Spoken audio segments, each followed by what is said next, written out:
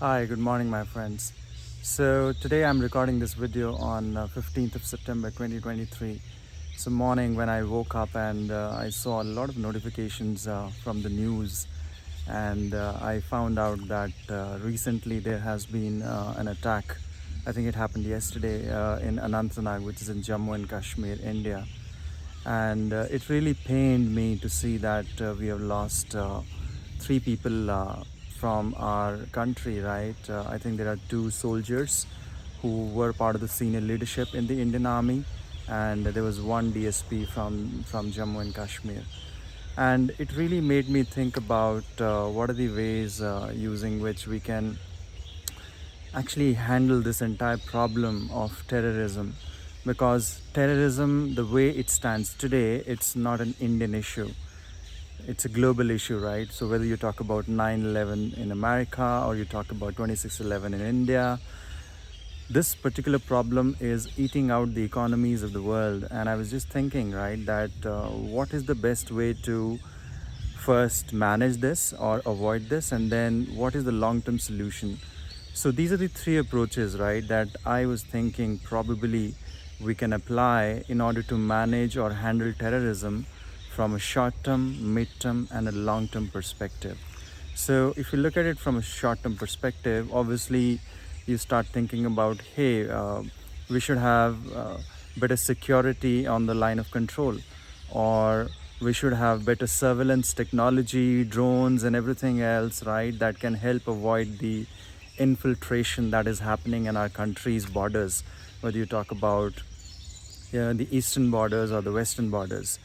But then I think the midterm solution for this problem would be where the political parties are getting together on both the sides, or whatever country is involved, right, from where the terrorism is coming into a different country. I think it's the responsibility of the local government that they sit together, they talk about it. They should understand that this is something that is not only creating problem for the other country, but it is also creating problem for themselves, right? And I'm sure you have seen examples where, for example, if you're keeping a snake at your home, it's not necessary that it will always bite your neighbor. It may bite somebody in your family as well, and as simple as that, right? So I think political will is something that is very, very important from a midterm perspective. But from a long term perspective, right, if you really want to nail the issue of terrorism down, you need to understand what is the fundamental root cause of it. And the fundamental root cause is the limited identification with whatever you are identified with. For example, you look at a terrorism, right? You look at a terrorist. Even he has been brainwashed by somebody by telling that, hey, you do this and we will take care of your family, we will take care of your kids and wives and everything else, right? So in some way, it's not like a terrorist hates everybody. No, I think he hates only what he perceives as his enemy. But he loves his wife, he loves his kids, he loves his parents and everybody else who's there in the family. And the only reason why he's doing that is because he has been assured that somebody else will take care of his family. So I would say that it's not a question of hating somebody or loving somebody, it's a question of limited identification. And you look at your own lives, right? If you identify yourself, let's say, as an atheist, then you have one sort of approach. If you are a theist, you have a different types of approaches, right, in your life.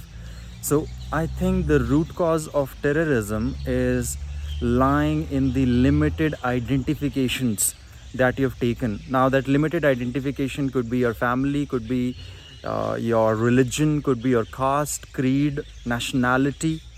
Now I'm not saying that we need to get away with the nationality, but as much as it is possible for us, right, we should try expanding our limited identifications, because the limited identification is the main root cause of terrorism or any problem for that matter, I would say.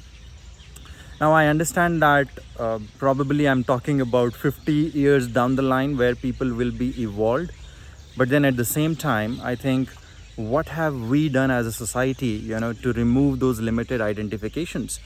And obviously, yoga, meditation, all of these things are there that takes you from your personal identity to the global identity.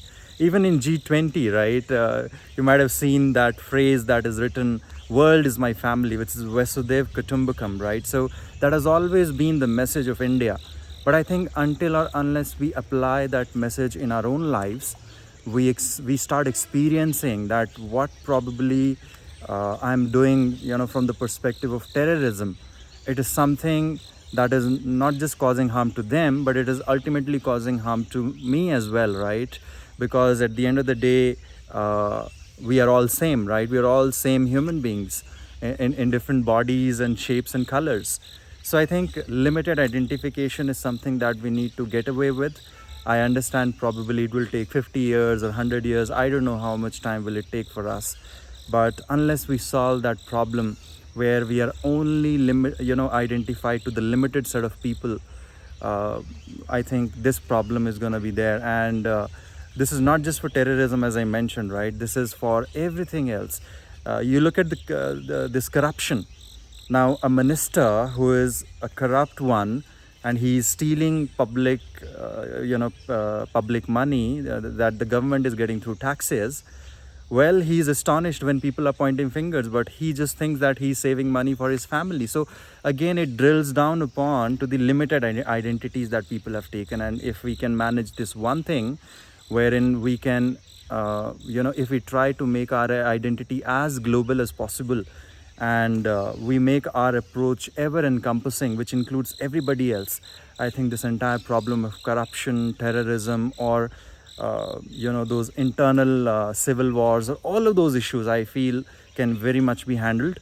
Obviously, it will take a lot of time, it will take a lot of effort, it will take a lot of awareness, institutionalization, because we need institutions where the message of peace, harmony, and global identity is being spread, and only then it can happen.